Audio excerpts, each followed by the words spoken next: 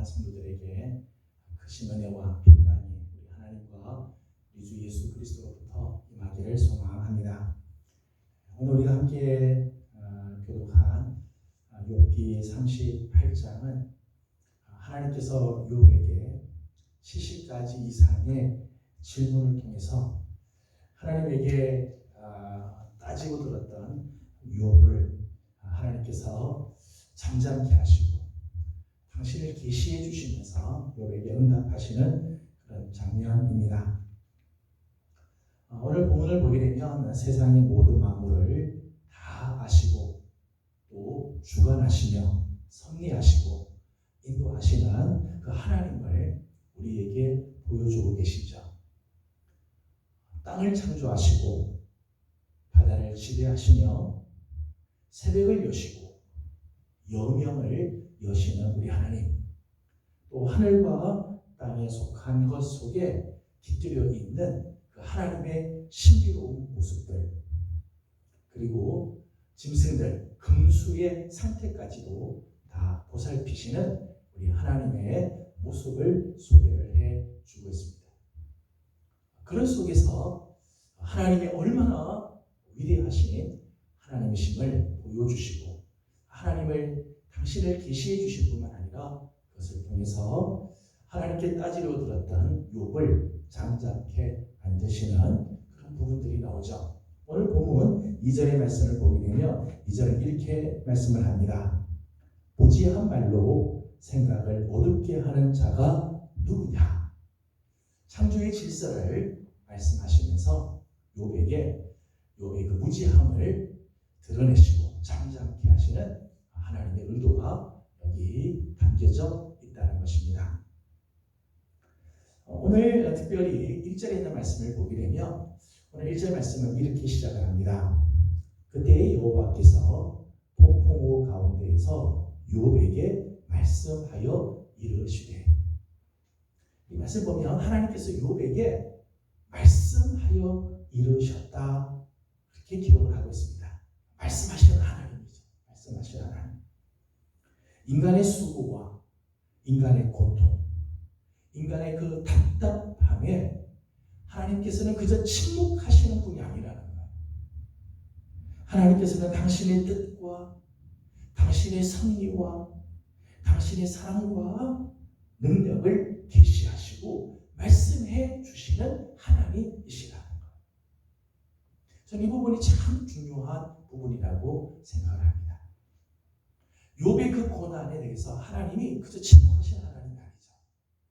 하나님께서는 욥에게 말씀하여 이르시되, 말씀해 주시는 하나님이시라. 당신의 뜻을 가르쳐 주시고 당신의 뜻을 알려주시는 하나님이시라는 거예요. 여러분, 삼라만상에는 하나님의 그 놀라운 능력과 신성이 다 깃들여져 있지요.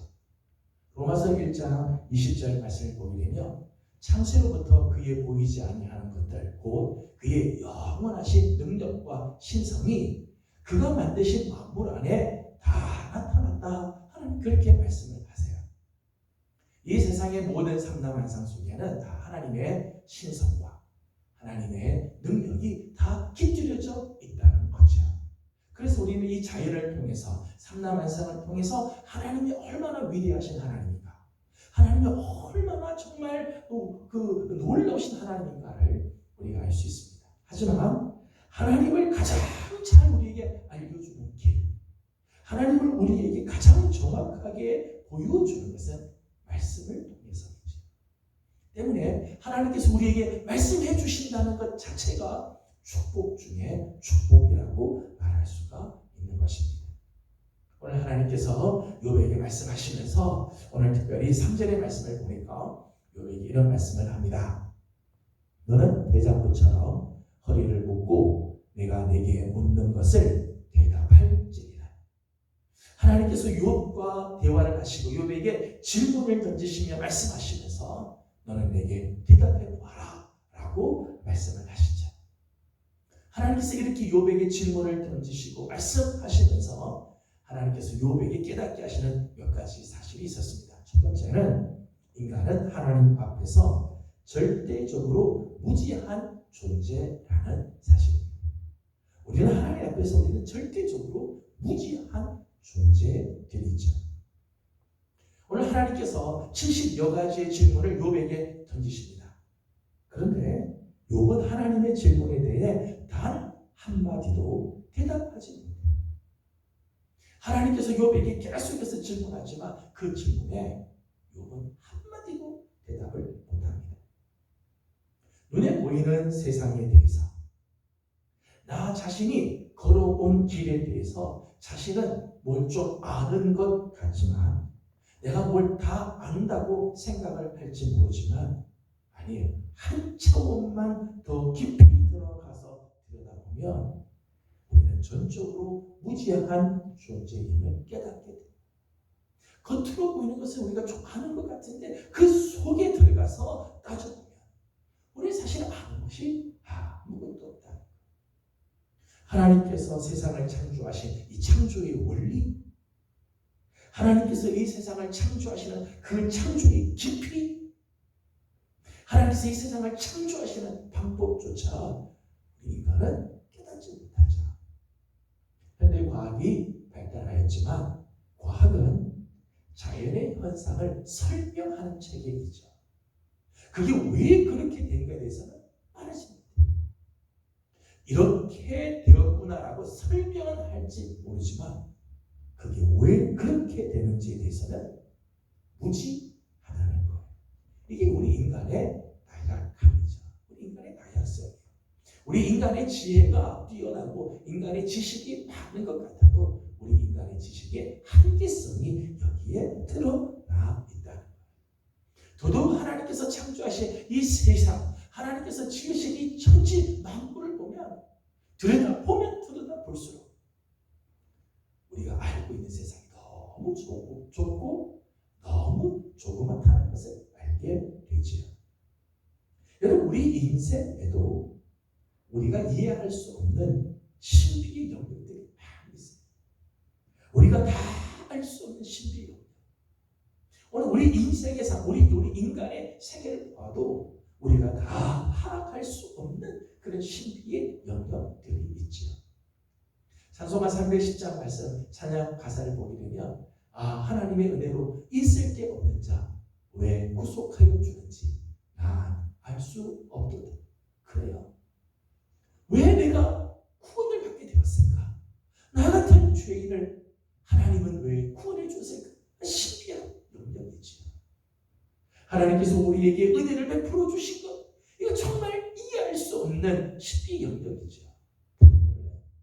우리가 하나님의 은혜를 받아서 구원을 받고 여기까지 온 게 감사할 따름이지. 나 같은 죄인을 하나님께서 왜 택하여 주시고 은혜를 주시는가? 우리는 그 하나님의 신비의 영역을 다 알 수가 없는 거죠. 또 우리 인간이 당하고 있는 고난의 문제도 마찬가지. 욥기에서 계속해서 말씀하고 있습니다만은 이 고난의 문제는 우리가 다 알 수 없는 신비의 영역이죠. 하나님의 영역. 우리가 다 아는 것 같지만 아니에요. 하나님만이 알 수 있는 영역. 그래서 우리 인간은 하나님 앞에서 절대적으로 무지한 존재임을 오늘 하나님께서 욥에게 강조하고 계시는 것입니다. 두 번째는 그럼에도 불구하고 하나님은 오늘 우리를 위하여 치밀한 계획을 가지고 계십니다. 우리는 하나님의 영역을 다 알지 못합니다. 하지만 그 하나님은 오늘 우리를 위해서 아주 치밀한 계획을 가지고 우리를 위하여 역사해 주시는 하나님이시라는 거예요. 오늘 10절과 11절 말씀을 보면 이렇게 기록을 하고 있습니다. 한계를 정하여 문빗장을 지르고 이르시기를 내가 여기까지 오고 더 넘어가지 못하리니 내 높은 파도가 여기서 그칠지니라 하여노라. 파도에 대한 말씀입니다. 바다에 파도가 막 몰려와서 밀물이 와서 막 넘치는 것 같지만 밀물이 아무리 와도 어느 한계 이상은 넘어가지 못하게 되어 있지요.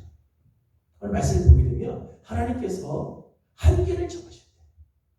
그리고 말씀하시기를 너는 여기까지 오고 이것을 더 이상 넘지 마라. 하나님께서 명하셨다는 거예요. 그러니까 파도가 막 치더라도 그 파도는 한계 이상을 넘어가지 못하게 만든다는 거예요. 하나님께서는 우리 인간을 위하여 이 세상의 모든 것에 한계들을 다 정하셨어요. 어떤 것은 여기까지 하나님께서 하게끔 허락해 주시고 그 이상을 하나님께서 막으시는 거죠. 고난의 물결도 마찬가지예요. 고난의 물결이 내 인생을 막 덮는 것 덮쳐오고 그 고난의 물결에 내 인생이 완전히 무너지고 다 그 고난의 물결 속에 휩쓸려 갈 것 같지만 고난의 물결도 하나님께서 정하신 한계가 있다. 하나님께서 허락하지 않으면 더 이상 그 일을 넘어갈 수가 없어요. 고린도전서 10장 13절 말씀을 보게 되면 하나님께서 우리에게 허락하지 않는 고난, 하나님께서 우리에게 허락하지 않는 그런 환난은 없다 말씀하시죠. 우리가 시험을 받고 시험을 당하여 힘들지만은 하나님께서 허락하신 것까지만 하나님께서 허락하신 데까지만 시험이 오는 거지 그 이상은 넘지 못하도록 하나님께서 막아주시고 시험 당할 즈음에는 피할 길도 하나님께서 열어주시지.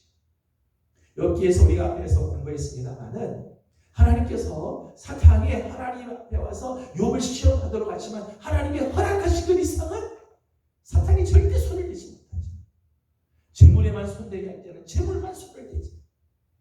더 이상 손대지 못해요. 몸을 칠 때는 몸을 치는 것까지는 허락하지만 생명에는 절대 손대지 못하게 하나님 막으시죠. 한결 하나님께서 정하셨다는 거예요. 33절의 말씀을 보게 되면 하나님께서 이 세상을 창조하실 때 하나님께서 무엇으로 창조하시느냐 이렇게 말씀을 하십니다. 33절의 말씀입니다. 내가 하늘의 궤도를 아느냐 하늘로 하여금 그 법칙을 땅에 베풀게 하겠느냐. 33절의 말씀을 보게 되면 하나님께서 이 세상을 지으실 때 하늘의 궤도를 만드시고 그 속에 법칙을 하나님께서 두셨다. 하나님께서 천지를 창조하실 때 그냥 창조하지 않으시고 지혜로 하나님께서 세상을 창조하셨다는 거죠. 창세기 1장 2절의 말씀을 보게 되면 땅이 혼돈하고 공허하며 흑암이 깊은 위에 있더라. 하나님께서 천지를 창조하시기 이전의 삶을 보면 혼돈과 공허와 흑암으로 가득 차 있었어요. 그런데 하나님께서 천지를 창조하시면서부터 거기에 질서가 잡혀지기 시작하죠. 하나님 보시기에 좋은 세상으로 나타나기 시작을 하죠. 왜 그럴까요? 하나님께서 지혜로 창조하시기 때문이죠. 시편 104편의 말씀을 보게 되면 하나님께서 당신의 지혜로 이 세상을 지으셨다 그렇게 했어요. 이 세상은 하나님이 당신의 지혜로 지으셨기 때문에 거기에는 창조와 섭리의 놀라운 시스템이 갖추어져 있죠. 이 세상에는 아무렇게나 존재하는 게 아무것도 없어요. 하나님께서 그냥 쓸데없이 만든 게 하나도 없다는 거예요. 이 세상에는 그저 의미 없이 일어나는 사건은 아무것도 없습니다. 거기에 다 하나님의 지혜가 담겨져 있고 하나님의 섭리의 속길이 그 속에 다 들어가 있다는 거예요.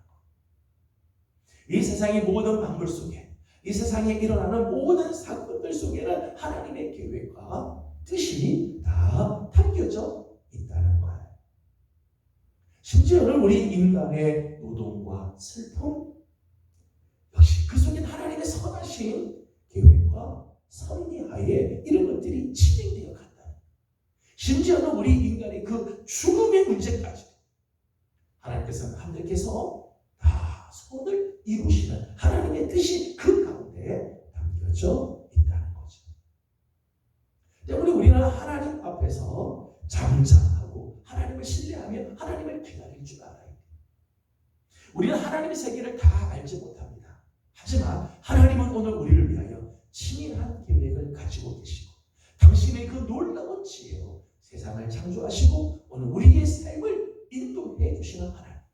그러기에 그 하나님을 신뢰하고 하나님을 기다리는 삶을 살아야 하는 거죠. 자, 이 세상을 하나님께서 당신의 지혜로 하나님께서 창조하시고 이 세상 속에는 하나님의 그 선하신 목적과 하나님의 선하신 섭리가 있다면 이 우주 삼라만상에서 하나님이 빠져버리면 이 세상은 한순간에 혼돈과 무질서와 재난에 빠질 수밖에 없는 거죠. 하나님께서 이 세상을 당신의 지혜로 지으셨기에 하나님의 지혜가 빠져버리면, 하나님의 말씀이 그 가운데서 빠져버리면, 하나님의 섭리하신 손길이 그 속에서 빠져버리면 세상은 한순간에 혼돈으로, 무질서함으로, 그리고 재난으로 휘감겨지게 될 것입니다. 우리의 인생도 마찬가지입니다. 하나님이 빠져버린 인생은 공허한 인생, 하나님이 빠져버린 인생은 혼돈의 인생으로 떨어질 수밖에 없어요. 하나님이 빠져버린 인생은 흑암으로 가득할 수밖에 없다는 것입니다. 우리는 하나님의 세계에 대해서 다 알지는 못하지만 분명한 것은 하나님은 오늘 우리를 위하여 치밀한 계획을 세우시고 하나님의 지혜로 이 세상을 창조하셨다는 것. 오늘 우리의 삶도 마찬가지.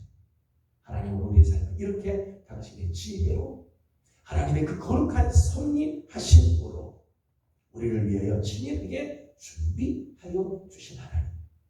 때문에 오늘 우리의 삶에서 하나님을 잃어버린 인생, 오늘 우리의 삶에서 하나님의 지혜를 놓쳐버린 인생은 무질서와 혼돈과 공허한 인생으로 전락할 수밖에 없습니다.